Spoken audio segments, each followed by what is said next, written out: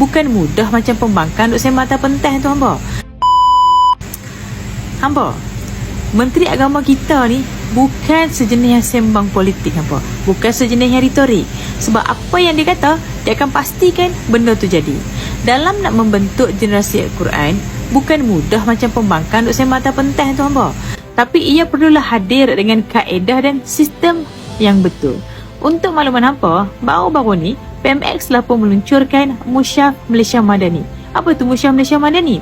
Musyaf Malaysia Madani ni hampa merupakan senaskah Al-Quran istimewa yang menggabungkan elemen tradisi tulisan hot dengan inovasi teknologi digital sebagai sebahagian daripada usaha untuk memartabatkan penghayatan Al-Quran dalam konteks semasa. Supaya apa? Supaya anak-anak kita faham dan amalkan Al-Quran dengan lebih mudah. Inilah cara kita nak serasikan generasi hari ini dengan Al-Quran Sebab apa? Sebab tanpa Al-Quran, generasi kita confirm akan rosak.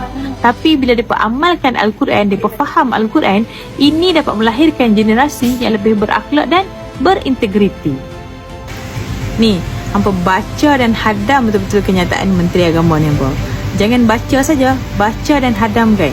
Barulah hampa tak sebar fitnah dan buat berita yang tak betul untuk tambah dosa lagi. Jom tengok hampa.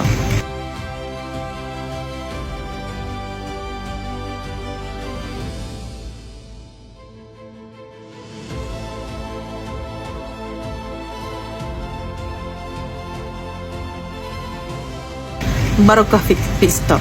Inilah namanya Islam, menyantuni umat, bukannya merosakkan umat. #sebarkan salam.